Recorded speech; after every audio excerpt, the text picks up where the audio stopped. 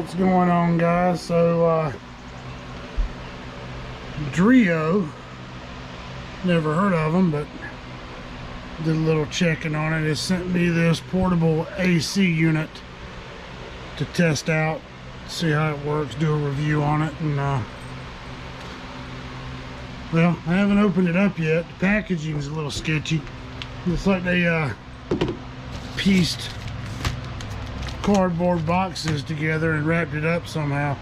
I mean, this one's printed and labeled over here, but this is kind of how it showed up. So I don't know, I hope it's not broken, but anyway, we'll get it opened up and cover some of the features on it. And you know, portable AC unit, I tell anybody, always have a portable AC unit around in case your main system goes down. At least you've got something to keep a cool space. This is a 14,000 BTU portable model. It's supposed to be drainless. We'll cover that.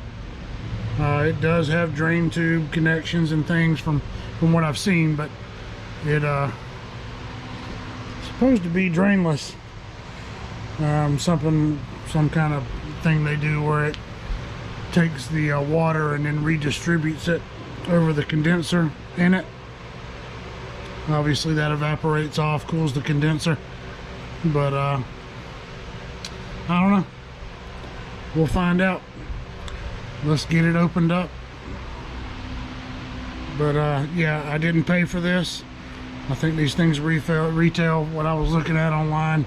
There'll be a link to it in the description. It's about $450.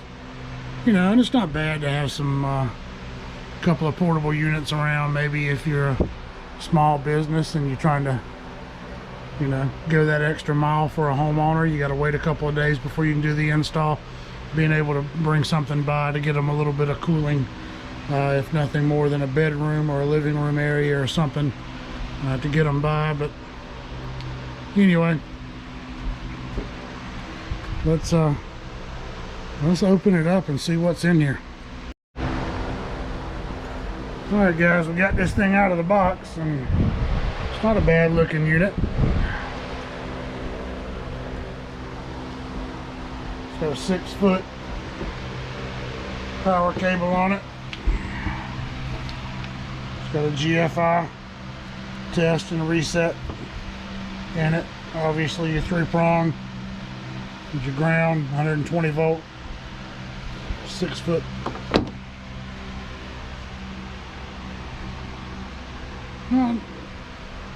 Units, magnetic remote control, little place right there. So evidently this remote control is magnetic, won't fall off.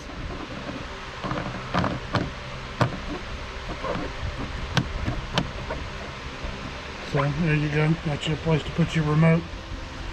Let's go check out the back. Has wheels. You spin it right around. And there's a drain connection here. We'll go over everything that comes with it in just a second, but there's a drain hose that if you need it, you're not supposed to really necessarily need one. It does claim to be drain free. It's got another drain port down here.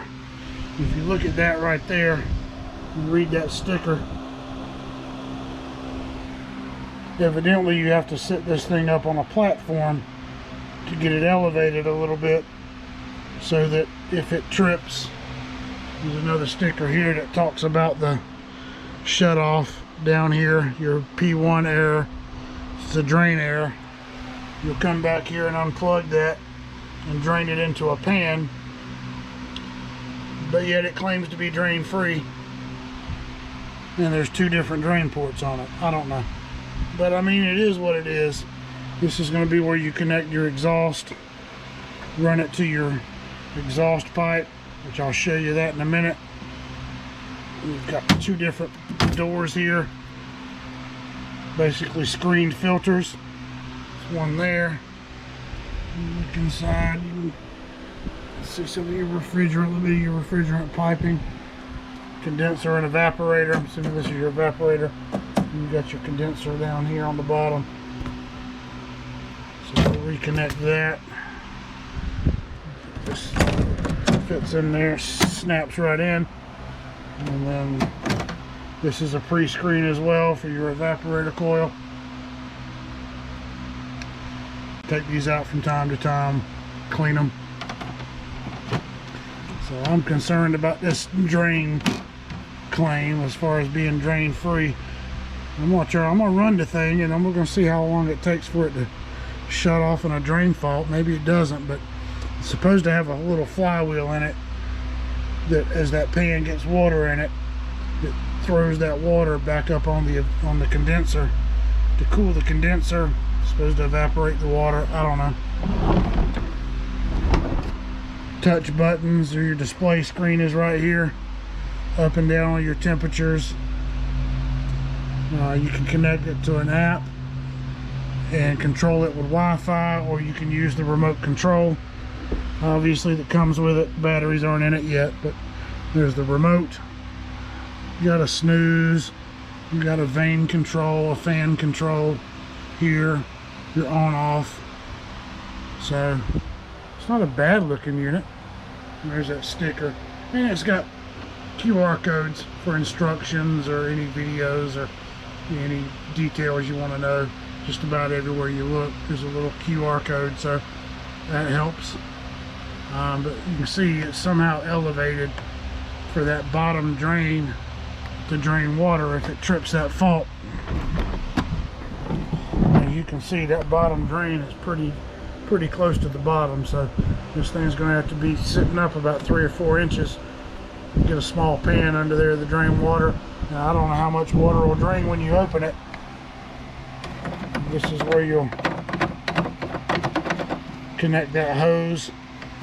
There's instructions for that. You can run the hose to that and drain it out. That kind of comes off the same way. You unscrew it. It does have a rubber stopper. But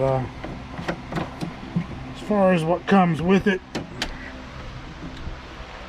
kind of a quick start guide right here with simple instructions. Different window designs, whether you have a window that opens up and down or it opens sideways. You have different window plates. They slide apart, they come apart depending on how wide, how many inches it is across for your window. Comes with some foam, seal, some, looks like it's going to be tape, adhesive type seal. Once you get this installed, you can seal around it and stick that in and insert it, slide it. It's got thumb screws here, and once you get them tight where you want them, you can snug those down to hold it in place. Obviously that's where your exhaust vent, your exhaust pipe, which is right here, that comes apart and expands. Comes with a couple extra thumb screws there. Comes with a little bracket to hold it in place wherever you put it, I guess. Your batteries for your remote. Quick start guide, owner's manual, user's manual right there. It shows you how to open the filters. There's directions on your drain, connecting your hose, things like that. So, quick start guide, your maintenance section, and your user manual. It's going to cover some things.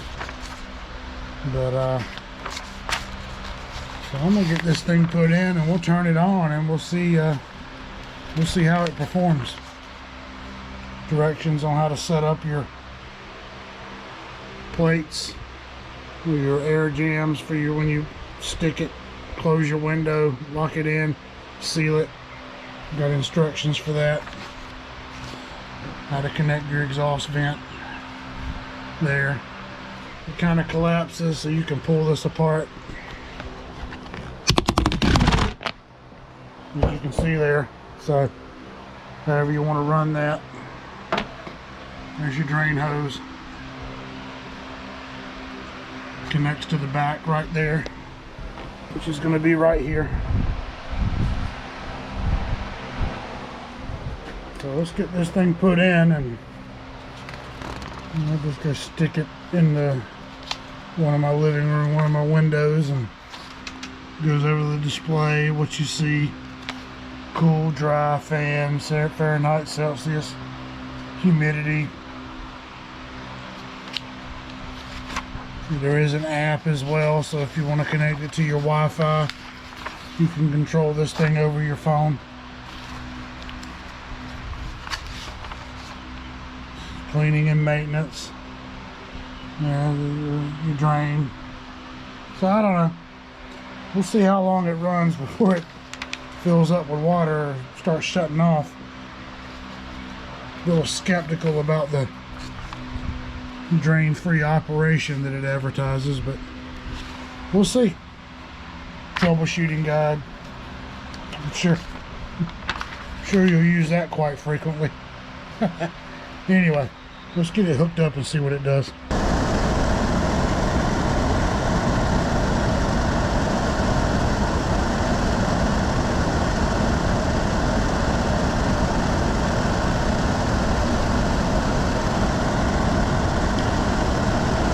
Alright guys, I know you're gonna have some noise because the exhaust is right there, but as you can see, the exhaust temperature on this thing's 118, going up to 119.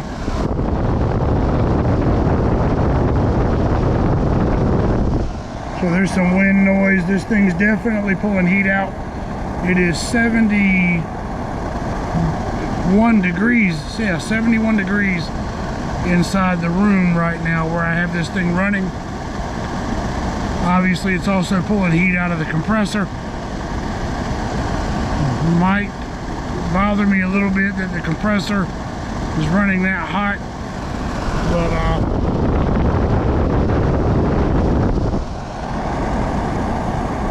but this thing's pulling out some heat, that's for sure.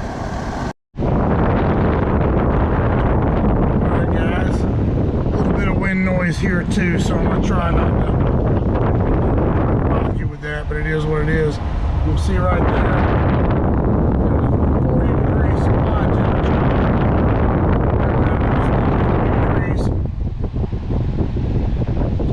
Temperature probe right in there. 40 degrees. Pulling out some heat and producing some really cold air. So I've got this thing in my living room. I've had my main central AC system turned off. As you can see right there on the bottom, it's off. I've got the doors closed to this space. This space includes the living room and the kitchen area, the dining area, and all the exterior doors to bathrooms and bedrooms are closed. And it's keeping it 65 degrees in here, and it's 82 degrees outside, and it's been running probably about 30 minutes at this point, so definitely does a good job cooling. Alright, so we're going to cover a few features on this thing. Here's your display. Shows you your fan speed. You got low, medium, high. It's in medium speed right now. Let you know it's running in cool mode. I've got it set at 65 Fahrenheit. You can change that Fahrenheit to Celsius. Don't know how well you can see these, but this is your power button. I'm gonna leave it on for now.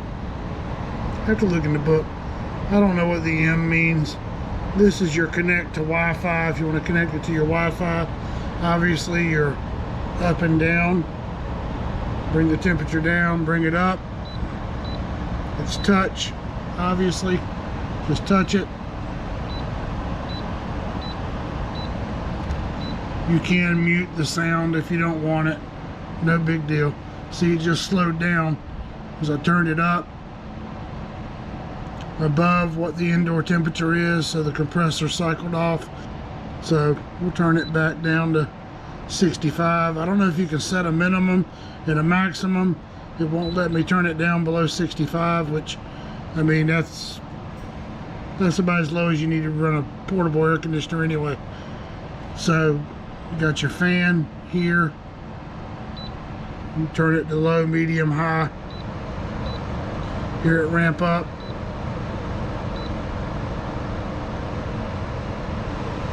And you've got your vane, so kind of like a mini split. If you want to control the vanes, you can set them where they just constantly go up and down, or you can put them in a fixed position wherever you want.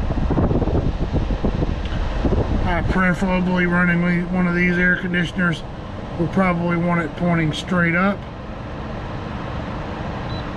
to feed that cold air to the ceiling, let it sink back through the room. And you got a snooze timer on here. You also have a remote control as well, so if you want to, obviously the screen lights up. You turn your temperature up and down. You can see it respond with the display. We set it back on 65. Basically all the same functions that are across here are on this remote. So the vane, if I want to, the vane deflectors for the airflow, if I want to set them straight up or where they constantly roam up and down, kind of similar to a mini split. Remote control, if I want to mute it, as you can see now, I put it in mute. When I touch the buttons, you don't hear the beeping anymore.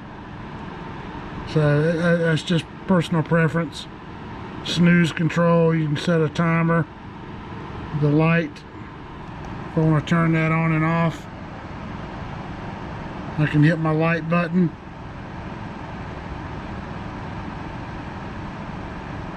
Maybe that helps with the efficiency. I don't know. I'm not burning power to display a light. Fahrenheit to Celsius, right there. If I want to change that. So, and then if I want to lock it where nobody can mess with it, there's a button right here to lock it. And then it'll just stay where I set it. Nobody can go in here and, now maybe you can. Evidently the lock function doesn't work, or I need to read the book a little bit more. Oh hell, I'm just going to turn it off.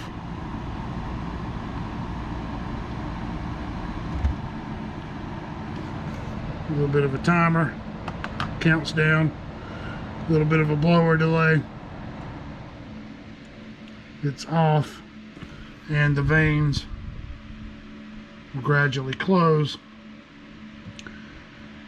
I just didn't want wind noise to be a problem. The way it connects into your window back there may be an issue. I mean, those plates, it comes with different adjustable plates. They fit in there fine. You've got the foam trim that when you close everything together, it seals off, so you're not pulling any outside air in. Obviously, this is a temporary situation. You're going to use this for air conditioning. You're having a problem with your main system, you need something temporary. You're not going to use this as a full-time heating and air, because the way this thing puts in, my concern would be when it's raining, if you got water beating against the back of the window out there, or you're going to get water in this exhaust pipe, this is going to start leaking into your window. So I mean, maybe you set some kind of a deflector back there to catch that water, but for a backup situation, if your main system's down, this thing should work just fine. It damn sure cools the house down, and it blows some cold air. It pulls out a lot of heat back there, that's for sure.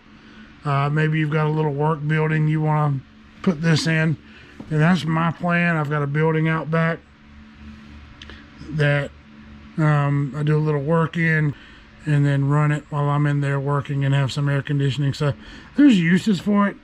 I definitely recommend everybody having some kind of a backup source for cooling, to at least for a living room or a master bedroom or something, because the way heating and air is these days, parts are not always in stock. If it's OEM, something we need, and you got to wait a little while, maybe it takes a week, you need some kind of backup cooling. So having something like this is definitely a positive. All right, guys, it's been running for about 6 hours at this point, maintaining between 68 and 70 degrees in that space without the main central and air conditioning system running. So that's plenty cool to keep you comfortable until you can get your problem fixed. So let's see how much water comes out of this thing after 6 hours of running. You know, I'm in North Carolina. The humidity hasn't set in real bad, but it is humid. So let's crack these drains open. There we go. It's not much. I mean, it's draining some water. But after 6 hours, it didn't fill up with enough water to shut the system down. Let's get this one off real quick.